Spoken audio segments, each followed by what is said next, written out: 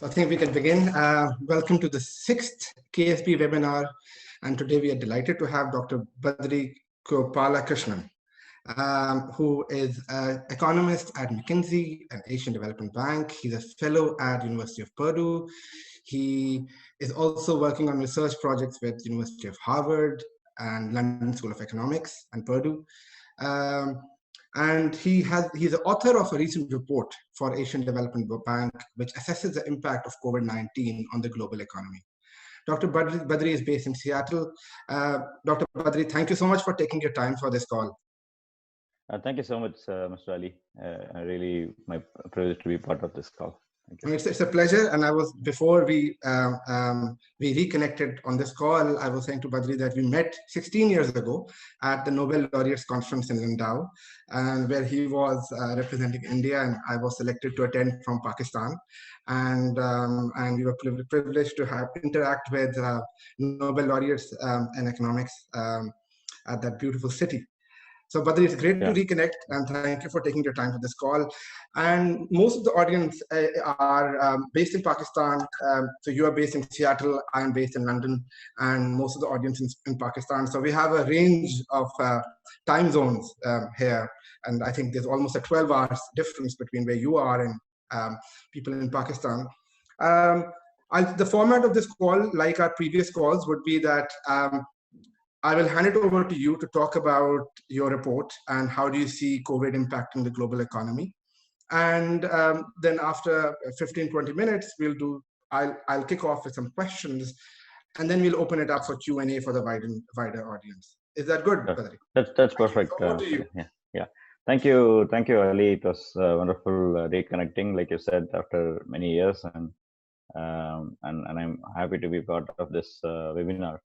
I recently completed this report, which was shared with all of you with the Asian Development Bank. This is something we started working in February, and the situation was totally different when we started the project.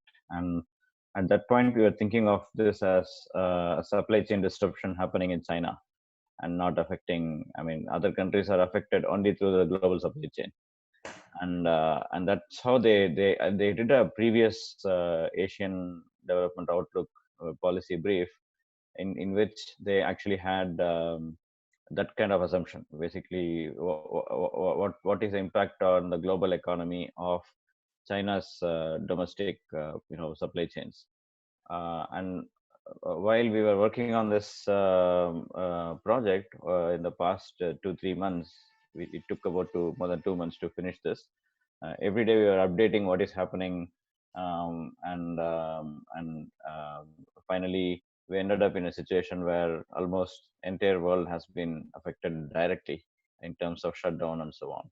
So that is a backdrop of this report, how we started and how we ended up finally. In terms of the I'll spend like maybe 2-3 minutes to explain how we did it, what kind of modeling did we do, and so on.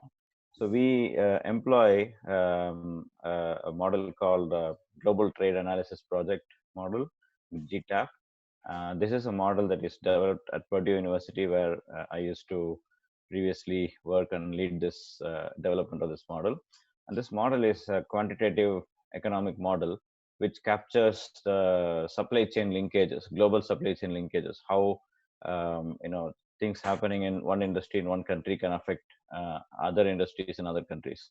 So all this inter-sectoral and inter-country linkages are captured well in this framework, and this is an ideal framework for the kind of crisis that we're going through. How to make sense of what is happening, and it is a what-if kind of model. So you can basically think of different scenarios and feed that in. So coming back to our work, what we did using this model is to think of two different high-level scenarios. One scenario is that the ongoing crisis stays for around 3 months. Basically, by June, July, we are out of it. And another scenario which is more probably realistic or maybe pessimistic, depending on what is your take on this issue. And that scenario, we assume that the containment is going to be longer, maybe 6 more months. So something like December, January is when the normalcy will be restored.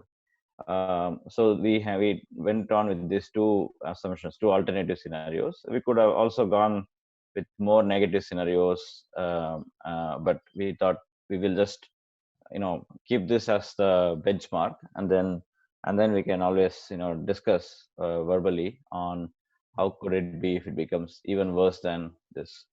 So on this, we had five different aspects that we considered uh, for this for modeling.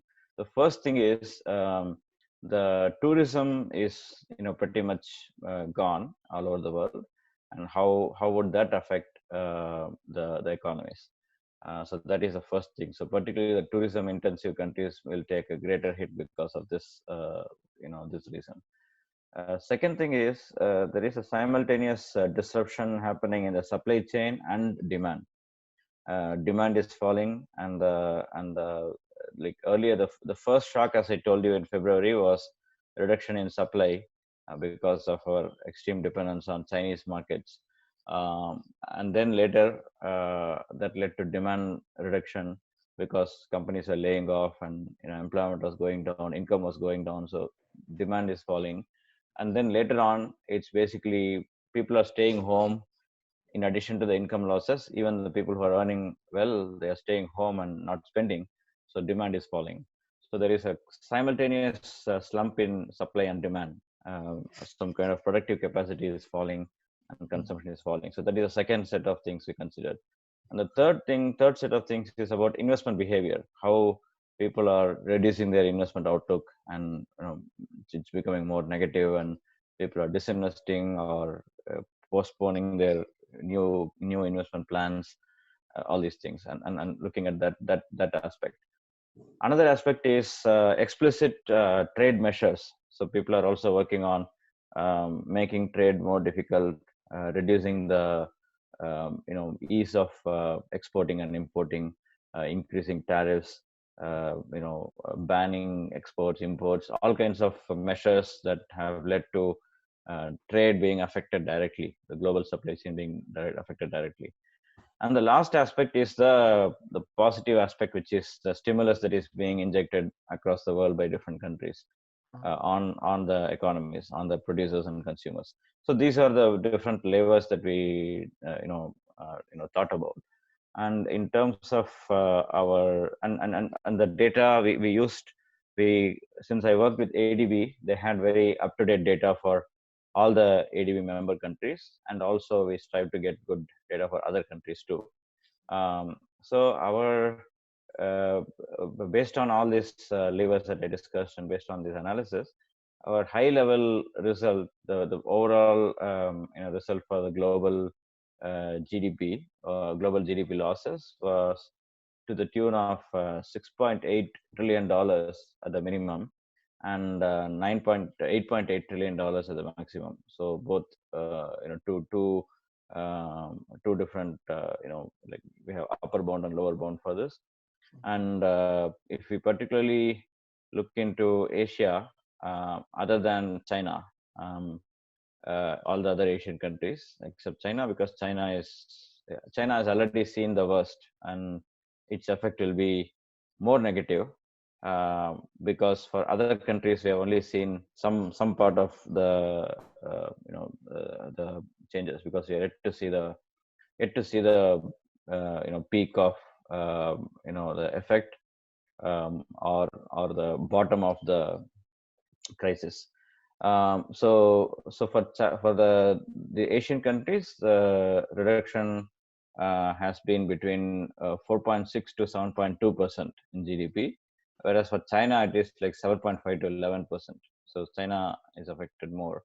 And also, as we can see, as we all can see from the news and other developments, the developing countries in Asia have been relatively less affected in terms of health, actually, in terms of health effects, like number of infections, deaths, and so on.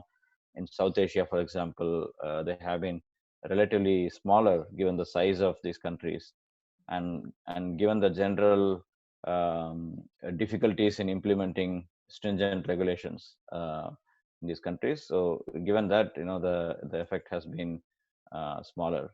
And whereas for the advanced economies, the developed countries, which usually have a pretty good healthcare system and good resilience systems and so on, and they have actually kind of ironically, they have got affected much more. What our analysis is for the rest of the year. We are not considering the long-term impact. So in this year, these are the changes that are expected. When we think of sectors, specific sectors, we see that large impact has been on the retail sector and the recreation sector, and also on groceries and pharmaceutical sector, because people are not taking other diseases. People are completely focusing on COVID, so other health conditions are not being addressed to so much, because people are worried that if they go to hospital, they'll probably get COVID. Also the transit stations have been affected a lot, all the transits and transportation, and also workplaces, whichever industry which needs you to sit in a workplace and work, those also have been affected. So basically those are the main sectors that got affected.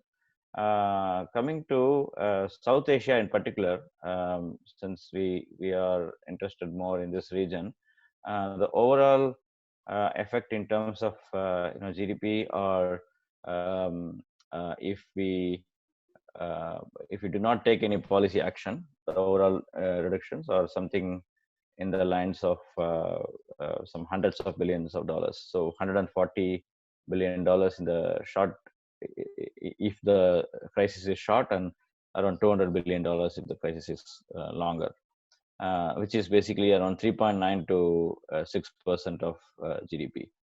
And also another thing that is happening here is, with the policy impact, once we are able to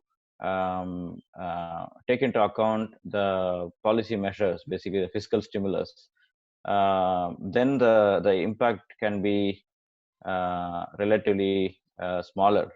It can be reduced by around half of the negative impact can be washed out. That's what we see. And in terms of employment, again, the impact is pretty big. Something like 30 to 46 million jobs will be lost in South Asia in particular. And that again when the policy measures like stimulus measures are taken seriously, then you can actually reduce a lot of this impact. So for in terms of the stimulus packages in South Asia, the stimulus packages have been smaller in Pakistan, in India, and India has recently announced a big package, but the details aren't very clear, and it appears that a large part of it could be liquidity injection. So in general, all the South Asian countries have had relatively less fiscal stimulus compared to countries like UK, USA, even the other EU countries, and Japan. Japan has the highest fiscal stimulus relatively speaking. I think something around 20% of the GDP. So I think in this context, what I can conclude from this analysis is that the impact has been pretty high, even for the countries that are less affected health-wise. The reason being that there is the shutdown, and everything is standstill, and the trade is affected a lot. The global supply chains are disrupted a lot. So for all these reasons, both supply side and demand side reasons, things are really bad, even in countries like Pakistan. And the only way out of this crisis is the proper stimulus packages, which can first reduce the liquidity issue of the masses. The people at large can have some money in their pocket so that they can start spending. And secondly, the companies that are failing, they have to be taken care of. And the controversy there is, should we bail out or should we leave them alone? And in that case, I think one remedy could be to bail out, but then take equity. So while bailing out, don't just give free bailout, but do it in a conditional way and with acquiring some of the equities. And that is one potential way to go ahead. And I think that's where we conclude in the report also that first of all, the stimulus has to be much stronger and larger in the developing countries in particular. And secondly, the healthcare intervention also should be stronger and more effective. And also the the physical distancing has to be practiced more rigorously, even if we are opening up the economies. Because what we feel is that if you compare our two scenarios, short containment and long containment, you can see that definitely the impact in the long containment are more than double in some cases. So it is actually better to endure some severance for a short period of time and fix the problem, rather than continuing it, let it linger around for a longer time, and that leading to greater damages to the economy. So that is one kind of conclusion we had. So stimulus and increase in healthcare interventions. So I think with that, I'll conclude my short talk, and I can take more questions. Thank you for that, Dr. Badri. It was fascinating, and there were 3 points which were very interesting for me. First, as you said, that when it started out, it was mainly considered to be a China trade problem, and you pointed out to the report which Asian Development Bank wrote, and I remember quoting it in one of my research, that that report stated that the impact on Pakistan will be quite minimal, but then as time passed, this developed into a bigger, greater, what IMF calls a global lockdown. And the impact also became multifaceted.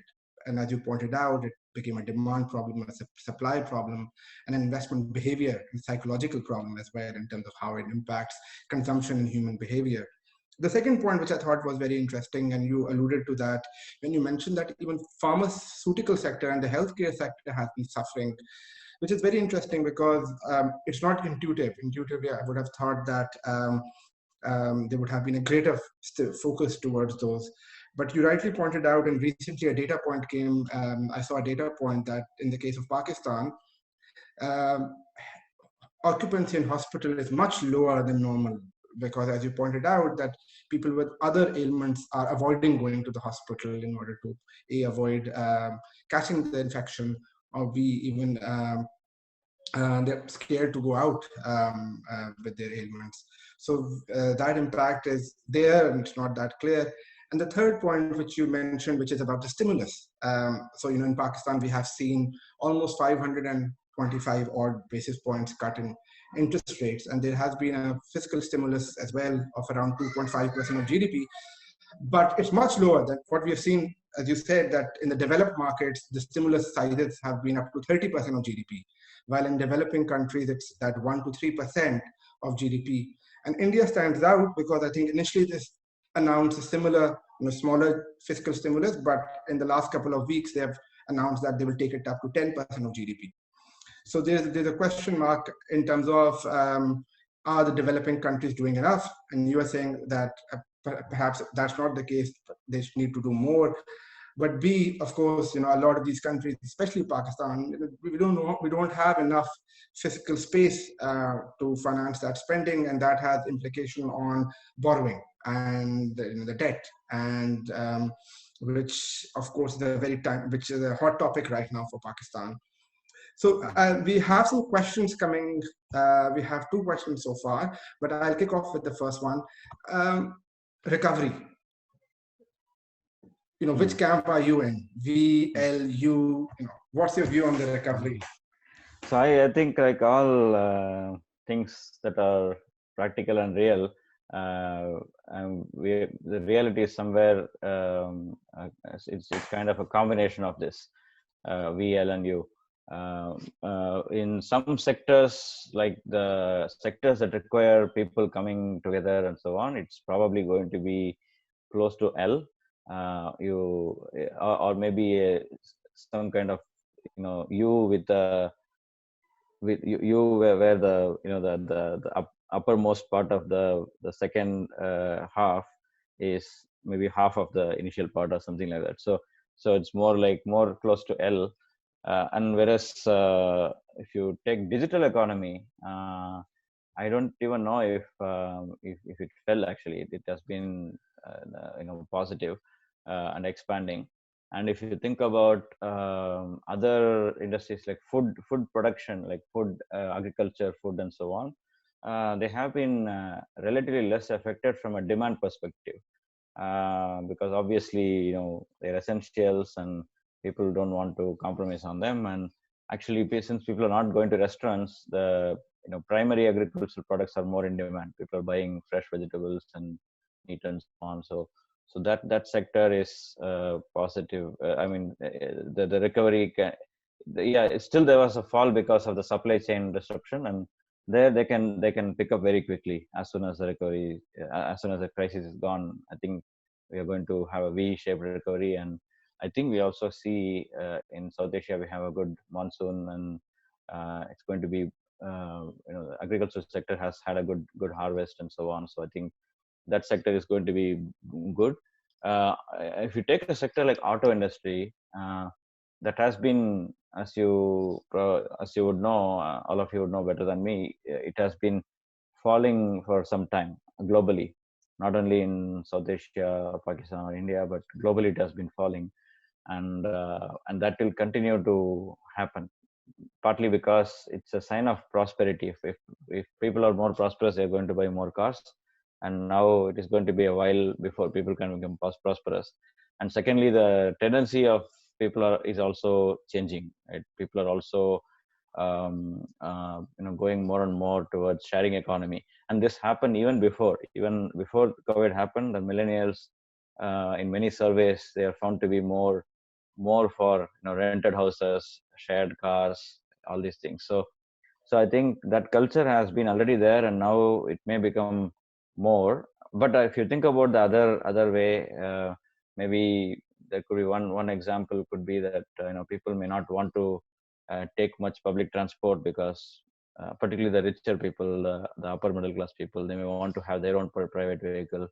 And maybe the design of taxis may change because there will be more isolation between the driver and passenger, and probably you may not see the kind of cramped passengers as we did before. So I think those are some silver lining kind of things for the auto industry. And similarly, I can keep talking about many industries, but I think it probably suffice to say that a large number of industries are going to go through U-shaped recovery. V-shaped, I don't see in many. V-shaped, maybe probably just in agriculture sector, maybe. But you can be expected in many sectors. L can be in a bunch of service sectors and gathering related sectors. And I also want to discuss another topic related to recovery, which is, as you also rightly pointed about the fiscal space problems, particularly in Pakistan, and I've been reading about it, and also other countries as well. I think the way to address this would be, like I mentioned, do not link this. For the governments can be prudent in spending the stimulus. They can do the stimulus, but they can do more facilitation and equity participating, those kind of things, rather than just shelling out money because they have limited resources. Like even if you look at India's package, large part of the announcements has been reforms. Basically, some of the fundamental reforms that are pending for many decades, they have been going through now. So basically, improving the facilitating environment, enabling environment in the market. This is the right time to do that. Some bold reforms can be done now, because the recovery can be, the path of recovery can, we're almost starting afresh. So the recovery can be in a new policy environment, new business environment, which is more friendly, and which is overcoming all the challenges we had before. So that is the macro thing I would think of. And at a micro level, I think the industries also should change their strategies. So I think this recovery is not entirely top down, and this recovery is going to be more of a bottom up recovery, where it is going to depend a lot on how specific industries are going to come up with innovative solutions. For example, restaurants that can respect physical distancing and that can probably come up with delivery options and so on, probably they're only going to prosper. I already see indications for that, because people are tired of eating home cooked food, so they want to eat outside food. And if there are enough precautions taken, for example, transparency of what is going in, how food is handled, and so on. So that is just one example, but I can think of many such examples where the micro level entrepreneurs and small industries, medium, large, all kinds of industries, they have to come up with different maybe retailing strategies, how to reach the customers, and also production strategies, how to I was talking to a manufacturer here in Seattle, and he was saying that they have instituted physical distancing norms in their factories, and they have kept all the workers who can work remotely. They can operate machines from their home, and they are working from home, and only the workers who need to be physically located, they are there, and they all have to wear masks, and they have to be socially distanced, and so on. So these kind of measures have to be taken by the firms, and actually the startups and small SMEs that are entering the market of, for example, producing PPEs, masks, and all these kind of things, they are going to probably be successful in the longer term, because right now they may be doing it for this recovery, but eventually they can develop capacity in that. And I see many of the textile apparel and textile firms are being converted into mask production firms and so on, right? So which I agree that there may not be sustained long-term demand for it, but at least they can diversify their production. That is the idea. So they can be more agile and flexible and diversify their production. And new technologies can be thought about more and more: automation, robotics, blockchain for understanding the transparency and safety of products. All these things have to be done. And in terms of again, coming back to the macro trade policies, I think there is a lot of tendencies across the world to be more closed, less linked to the global supply chain, and it is understandable given the situation. And many trade economists fail to see this risks involved in free trade. Like, the free trade is good, but then you also have to take into account these kind of low probability, high impact events. So I think that recalibration is happening, and that can lead to a lot of reshoring of companies from countries like China to other countries and so on. And that can probably fuel some part of recovery in these countries, the beneficiary countries, which are getting more investment, like some of the Southeast Asian countries, maybe to some extent India, and maybe Pakistan also. So I think that is another source of recovery. So I think this combination is what is going to land in the recovery space. That's fascinating, and thank you. And that was very clear and in depth. On the same point which you just mentioned, on which you ended, which is the trade rift between US and China. You clearly pointed out that there's an opportunity for countries to benefit out of it. Do you think that there will be another loop? And this is a question which I'm reading. Do you think there will be another loop that US-China rivalry will lead to lower commodity pricing, and that lower commodity pricing would help developing countries in turn, like we've seen in oil prices, for example? Yeah, actually, it's a very good question. And I have been extensively doing some research on US-China trade tensions, and I have published some papers on that. I'm happy to share.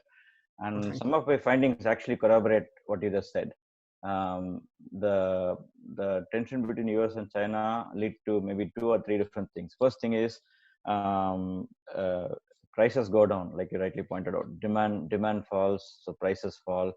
Yeah, demand for Chinese products in other countries, in US falls, and since US is a big partner for China, the prices fall. So the other countries can make use of that. Similarly, the US exports to China is also huge, and that is falling. So US demand globally is falling, which means its prices are falling, and that is beneficial.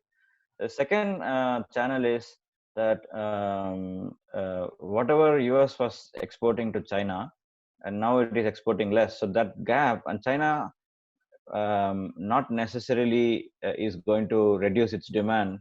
Like, for example, if it is buying 100% of its corn or maize from US, it's not going to basically stop buying maize at all, just because it's not buying from US. It has to buy it from somewhere else, and that somewhere else can be one of these countries. So there is what we call a trade diversion effect. So whatever trade that was going from US to China can now happen from maybe India to China or Pakistan to China. And similarly, whatever trade that was, imports that are happening in the US can now happen, instead of China, it can come from Pakistan and other countries. So I think that is the silver lining here. Basically, when two people are fighting, the third persons can benefit out of them, right? So they can get some space in both of them. So that's one thing. And the other thing is also investments. So investments are getting relocated. For example, I haven't seen it closely, but maybe there could be some Chinese firms coming to Pakistan to avoid the tariffs. So since Pakistan-US tariffs are not that bad, so they could set up their shops in Pakistan, and that can lead to a lot of foreign investment in Pakistan. I don't know how much it is happening, but that is a theoretical possibility. So I think these are the different ways in which this US-China trade tension, and now it is not anymore US-China. I think it is becoming globe versus China. Like Japan is doing it, Korea is doing it, India is doing it. So many countries are doing it. So it's not only US now. So that has. But I mean, I shouldn't be too optimistic. I mean, all these are possible, but then what if the pie becomes smaller? Like if the total economy itself shrinks, then whatever you're talking about is on the margin. So I just saying that, okay, the pie has shrunk, and in the shrunk pie I can get an extra piece, but then if the pie is shrinking, you are still affected. So definitely, like we all say, there is no winner in a war. So this is that kind of a situation. This is kind of a war, and there is nobody who is going to gain from it. No, absolutely. That's very clear that the dividends and the gains of globalization on global economy might unwind, and you're totally right. In the short term, it can create opportunities, but longer term, it's a win. It's a lose-lose, perhaps, for everybody. I really want to go back to an earlier point which you made, because I think it's very relevant for Pakistan, which is that you said that even if countries don't have the physical space to provide the physical stimulus to support their economy, it's critical that they use this time to improve on ease of business and reduce move ahead on reforms, which don't cost anything, but it's almost that you have a chance of starting afresh. So, and this can aid the recovery. And I think this is a really important point for a country like Pakistan. So, and I hope, people from the people responsible for policy in Pakistan, if they listen to this, and I know some of them do, they take note of that point, because yes, we might not have the financial resources provided, but perhaps the impact would be greater if you can just do those reforms and improve lower the cost of business. Some more questions. So in Pakistan, we've seen the government has identified construction sector as a big area where they want to provide the stimulus in terms of supporting that sector. And I think their argument is that construction has multiple other industries linked with it. So if that goes up, then those industries will also go up. On the counter side, the concern is, of course, how do you get workers to come and work and keep social physical distancing? What's your view on this particular policy? So I think it is in normal circumstances, it's a great policy because construction, infrastructure, these are the things that that fuel the economy in general. And I think even now also probably this is a low-hanging fruit, something that they can quickly do. But I think I see a few challenges here. One is like what you said, the workers, getting workers to come and practice physical distancing while doing it, and even getting workers. I don't know how the labor market situation is in Pakistan, but I see that very challenging here in the US. I'm also hearing the same in India. So it's not very encouraging. Workers are not. I mean, it's kind of a double whammy. Workers are not earning money, and they also don't want to take risk. They don't want to take risk.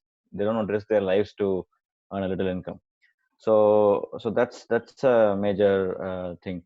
And other thing is, I also want to mention that this physical distancing and other allied aspects that we are looking at now can become relatively more permanent. A lot of office spaces can become virtual, and many big software companies have already moved in that direction.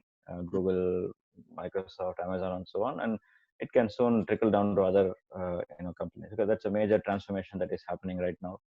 So in this context, I don't know how much construction, particularly commercial construction of business complexes and so on, is going to benefit, because probably that's going to fall in the future, and maybe the residential construction is going to be more and more, because people are going to want they're going to want more space within the home, like some kind of noise insulation and some new technologies that can develop home offices and so on. That kind of construction is going to be more. But I think if you're talking in construction, if you mean the roads and the infrastructure, I think that is a positive thing, because that is kind of linked with one of the things that I mentioned, the enabling environment, the business infrastructure kind of environment. In that case, in that context, I think this is a welcome step. But I also think that it's while it is a good thing, and challenges remain, labor and other challenges remain. I think that this should not be the major measure. There should be other measures, particularly the costless measures that I mentioned. Those are the things that are more important. And I have done some research in the past on the returns on investment on infrastructure development, and they are reasonably high. The multiplier effects are more than one. So if you invest X amount in these things, you're going to get more than X amount in terms of GDP in the medium term. So in that sense, this is good. And it's also not just investment, it's also resulting in efficiency enhancement over time. So basically, I'm just assuming these things. I'm assuming that the construction investment is tied to situations where we can improve efficiencies in terms of transportation efficiencies, and other benefits. Then I think it has a larger impact, because you're going to increase the overall efficiency in the economy and reduce the costs in the medium to long term. So it can have long lasting impact in that sense. So I think depending on the kind of construction projects, I think this can be very profound and positive. But at the same time, there should be other things that also should go on. And since this is mandated by the government, since the government itself is involved directly under its supervision, they can set standards on how to employ the workers. How can employees how can workers practice physical distancing while working closely in these kind of projects? So they can. It's also time to set standards for that, which is probably also lacking in, I think, in every country, not only developing countries. Even the developed countries have not yet set standards. Again, mostly this is a bottom-up thing, as I mentioned previously. The companies have to come up with these solutions, but this is an opportunity for the government could set the ball rolling on that. So yeah, I think that is my overall view on this. I think this is good, particularly if it is on roads and other infrastructure construction, and also giving a push to safety standards implementation, and also and also I feel that it's not sufficient. If this is the only thing or it's a major thing, it's not sufficient. There should be other things, enabling environments and so on, that should also be taken care of. No, thank you. That's very clear. Two more questions from the audience. One is a difficult one, and one is a slightly easier one. I'll start with a difficult one more. And we discussed it slightly earlier. That the global economy is shrinking, as you pointed out in your report as well, but the debt of the overall economy is growing. And how does that impact? Is that setting us up for a major financial crisis in the future? Will there need to be a real change or a resetting of the covenants, the debt covenants, to sustain the global economy? Because otherwise, surely this cannot be sustainable, right? Like with economy shrinking, cash flows declining, and debt ballooning. Have you done any work on that? What's your thoughts on? So basically about the financial sustainability, right? Yes, but debt ballooning globally and the global economy is shrinking. Yeah, definitely at the moment, most of my focus has been on the short-term implications. The longer term, I'm thinking more conceptually. I have not done any rigorous analysis, but philosophically thinking, I think it's definitely, so far in many of the crises that we have had, there have been some countries that were affected and some countries that were not affected. So countries could help each other, and so some debts going from one country to another and so on. And this is in that sense, it's kind of an unprecedented situation, or at least in our lifetimes, which basically has led us to a situation where even countries cannot help each other. Although it's heartening to see that there is some effort in terms of international aid and so on. Some of the developed countries are reaching out, even some developing countries are helping each other. Those things are nice to see, but like you said, eventually this is going to be very difficult. Globally, it's all falling. But I think I also think that, as I also indicated earlier, the way out of this and could be if the limited resources that we have, all the investment and other resources that we have, can be really well thought and put in the sectors or the technologies or the methods, the various methods that can lead to a kind of a resilient recovery. So recovery that is not just going back to business as usual as we did before, but basically totally transformed business environment and the economy, as I was telling earlier. If that can happen, it can probably be a positive thing. One parallel I can draw is maybe I was tempted to talk about the global financial crisis of 2008, but that is nowhere as serious as what we are facing now. But I think a better parallel would be the Second World War. The Second World War led to catastrophic global economic and physical impact. But then after that, we had a lot of beautiful institutions that were set up, like United Nations, World Bank, IMF, all this multilateral cooperation. That became the kind of mantra or the new set of positive things that happened, and that resulted in pretty much no major world war after that. And in the same way, I think that this is a tipping point for maybe things like digital transformation and basically the notion a lot of people have that all these new technologies are not good for the masses. They're going to lead to job losses and so on. I think that is probably going to change. And again, two things can happen simultaneously. One is because of the all this adoption of new technologies out of compulsion now, because now factories are not going to have enough workers, so they have to do more automation, robotics. And so because of this, you are, on one hand, you're going to increase efficiency and reduce cost, and in the longer term, you're going to be prosperous because of that, medium to longer term. And another possibility is that the workers who are going to be out of the market, they're going to be, some of them are going to be absorbed in the new economies that are created. Like, for example, 20 years ago, we didn't know that iPhone would be a big thing. Or we didn't know, even many of us wouldn't have even heard of the word smartphone, and now it is basically, it's such a huge industry. So there could be some unforeseen industries that can come up in the future, which can again save us from the financial debacle. So basically, so that is one, and then there is also, so the one part is innovation, and innovation that is bottom up, and all this technological transformation that was happening gradually, and that was expected to happen by 2030, 35. That is happening right now. Today we are seeing that, witnessing those changes. So that is one side of it, maybe positive side, and maybe that can lead to some of the solutions to what we are discussing. Second thing is, again, some employees, some workers who are either not in the high skilled position where they can be part of all these transformations, or even they do not have some niche capabilities. Like for example, there will be greater demand for some delicacies, some very special kind of food, because people, the high skilled people are more prosperous. So somebody who can cook some delicious stuff, very specific niche stuff, they can prosper.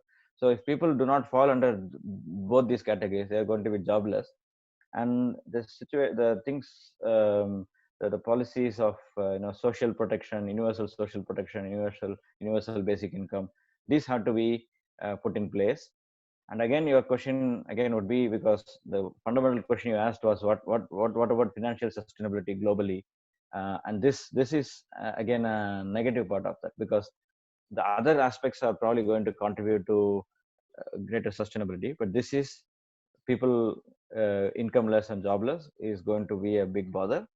And unless some financial mechanisms are also done there, some kind of redistribution, of course, you cannot expect everything from the government, but basically you can have rules like, if somebody is shedding employment, there should be some minimum, like some kind of severance packages should be given, and so on.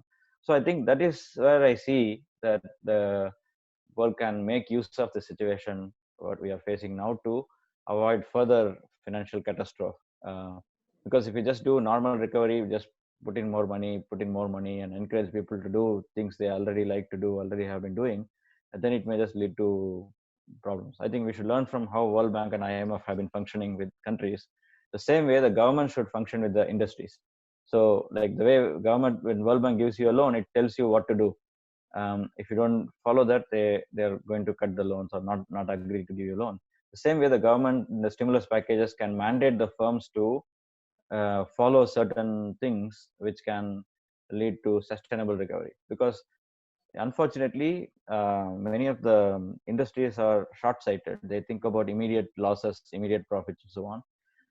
But the stimulus should be more keeping the long-term impact in mind, and they have to come up with some conditions when they provide these loans and stimulus packages, so that this bottom-up recovery is kind of triggered by the government. So I think that's kind of a complicated thought process that I have. I don't know whether I communicated effectively, but you certainly have. I think you, in fact, not only that, you have also anticipated some of the questions which were coming before you even started answering. So I'll just add some of those. I'll just combine some of those questions, but you have already answered some of them.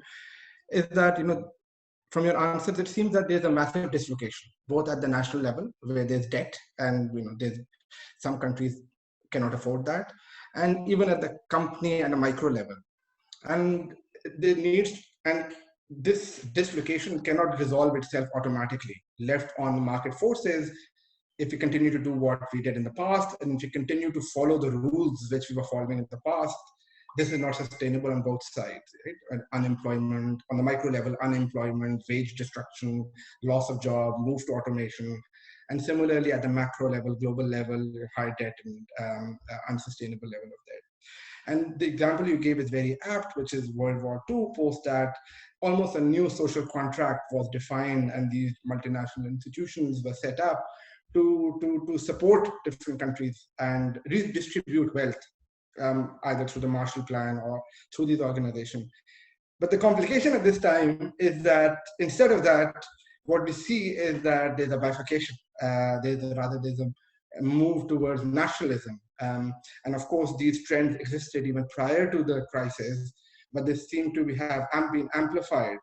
So this makes it kind of difficult, right? That you need global coordination to solve the problem, but instead we have seen an inward movement, which kind of risks or amplifies the risk of another meltdown, if not even bigger.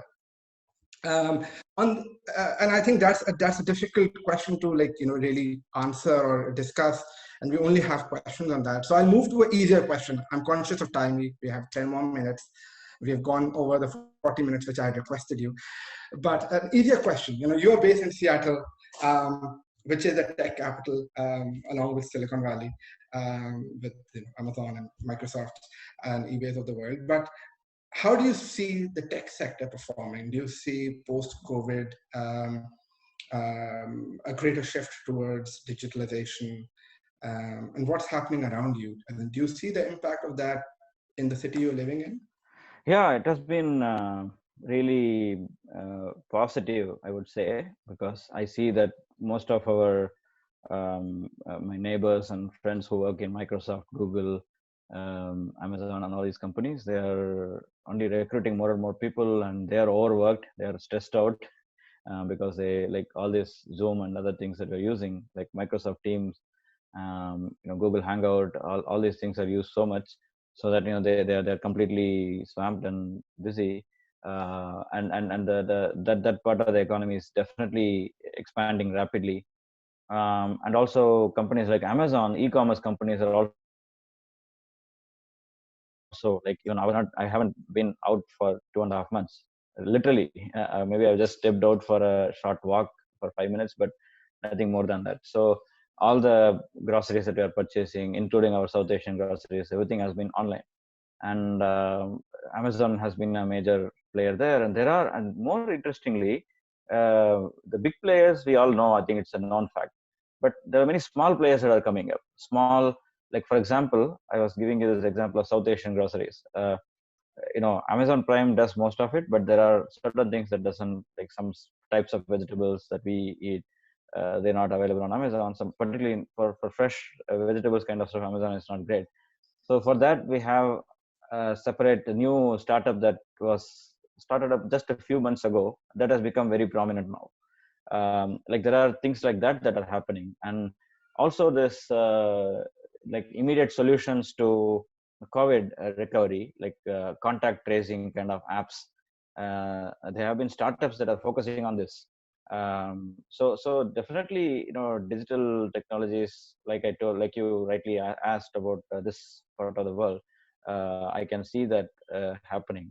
Nobody's talking about layoff. Nobody's talking about they're only talking about hiring more people. They want more and more people, not only the tech people, not only the high skill people in the case of Microsoft and so on, but also the delivery boys. You need people who have to deliver stuff, right? In Amazon you can order, but somebody has to deliver it. So that they have been huge. On one side you see the huge unemployment, increasing all-time high unemployment, but on the other side there are these new opportunities that are coming up. And there is probably like always, when I look at labor market in any part of the world, I always see this problem. There is a simultaneous lack of supply and lack of demand because of the exact nature. Like supply and demand the nature should be exactly the same. That is missing. But I'm pretty positive on the digital economy part of it. So I think that answers this question. But I also wanted to very, very briefly touch upon the last issue, that more difficult thing that you mentioned.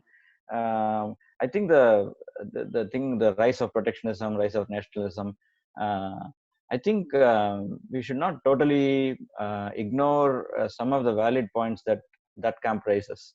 We may not be part of that camp, but we should also consider some valid questions. I mean, the very reason why protectionism became so rampant in UK and US was because the free trade policies, free market policies went to the other extreme of not compensating the people who are losing. Like, for example, Canada is a success story because they did NAFTA, and after NAFTA, the North American Free Trade Agreement, they made sure that the workers who are displaced were retrained in the new sectors that are booming, the service sectors and so on. Whereas in the US, in the 90s, that wasn't done so well, and that people were really depressed and worried for that. And that's why we got the previous Republican government. The Bush government came partly because of that. and it was a swing again. Now there is a very, it's not, um, people may question the exact way of operating, or talking of the administration, Trump administration and so on, but there are many people who concur with some of these views. Many even educated, enlightened people agree. The reason is that there are risks involved in the global supply chains, and those risks have to be acknowledged, and certain measures have to be taken to some kind of reducing, basically evening the dependence on countries. So, for example, most of the countries are so dependent on China. So, if something happens in China, then all of us are affected. So, this is purely from a technical point of view, not from any ideological point of view. It's actually important to have some plans, some kind of risk mitigation plans, and so on. And we all say, as free trade economists, we say that trade actually mitigates risk, because you will reduce your dependence, complete dependence on a domestic market, and more outward. But then that mitigation can happen only if that is more even. If you're depending on multiple countries simultaneously, if one country goes wrong, it can move to other country. I think that kind of calibration is happening now. So I would say some part of protectionism is bad. It should not be there. But another part of it is basically recalibrating global supply chains, basically recalibrating and reinventing global supply chains. And maybe that is something we cannot avoid. That is happening through the market forces, not necessarily, not only by the government. Although the people at the helm of affairs, they look very comical, and the way they're talking doesn't make sense. But the underlying principles are pretty solid, and they are coming from market forces and people at large. So I think And thank that you. yeah. That's a very good point. Thank you for bringing that up. Actually, that there's a genuine case as well, and that's why, of course, we cannot just brush it under the carpet, just on basis on how it's presented to us. And maybe we can end with this final question. This concept of it's a question that Jamie Dimon of JP Morgan said, that this is a wake-up call, and we must build a fairer society. And I think a lot of the points which you mentioned is about that point, about fairness, whether Right. it's on a micro level or at the macro level, or on the industry level, the examples which you gave. So would you agree that that there needs to be a recognition of that, and there needs to be a move towards that? Because if it doesn't happen, then even this trend of automation and this trend towards digitalization might even create a more unfair society, because many parts of the world who don't have internet, many parts of the world who don't have access to digital technologies, who might not know the language, might be left out of this. So there needs to be almost a rethink of the social contract to make it more fairer. Would you agree with that? And secondly, lastly, do you see any move towards that in the US? Yeah, definitely. I think that is the way to go, because fairness is not anymore like just compassion related things that we're well off, we help the poor, that kind of thing. But it is more like a necessary thing. I mean, it's important. It's important for the business, actually. For business, it is important. So so I think that has to be done by all players. The industries, people at large, the government, everyone. So you cannot just keep the blame or responsibility on the government alone. I completely agree on that. And in terms of moving towards that direction, I think globally we are making some progress at the moment with all these packages and so on.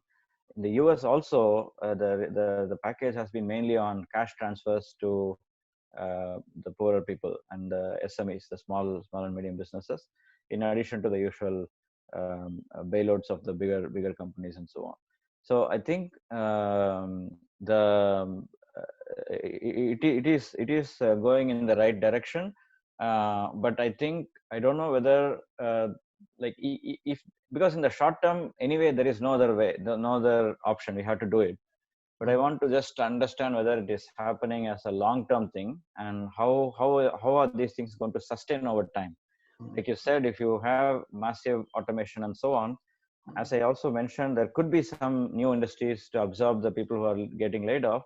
but there could also still be certain types of people who don't fit into any of those camps, like either highly skilled or a niche blue collar kind of skills. They're going to be jobless, and there has to be some kind of protection for them, social protection, and those kind of things should be there. So I think that has to be taken care of by the government in collaboration with the industries and people. So I think that is how it has to go forward. And I think the least one thing I can say is that it needs a lot of thought.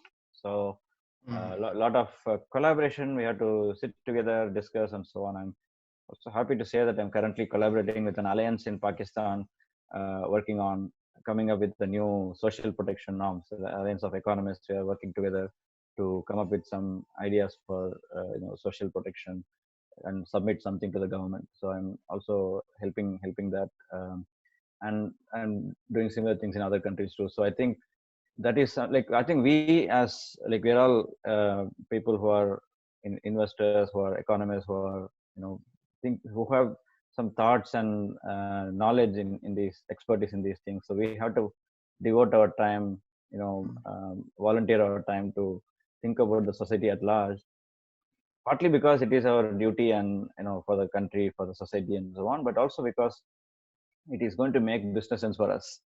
So eventually, so I think that part is missing. People think of this as philanthropy, but it's actually, it also makes business sense. So thank you for that, Badri. This was very, very insightful, interesting, and philosophical. So thank you for your time. And I'll end with your quoting your point that fairness is not just a do-good thing. It's not just about philanthropy. It's now a business requirement. So it's a very very much rational thing which needs to be in our models when we're making financial decisions. Thank you for your time. This was extremely insightful. And your webinar will be available on KSB's website, ksb.blog. Also, people who want to, we will be making a summary of it and distributing it. The people who want to subscribe to that, they can download Ktrade app, ktrade.pk, get on the mailing list and get access to the summary of this report. And it will also be on LinkedIn and Facebook. Thank you for your time, Badri. Have a good day. Thank you. Yeah, thank you so much, Ali. Thank you, everyone. Have a great evening. Bye. Thank you. Bye-bye. Bye.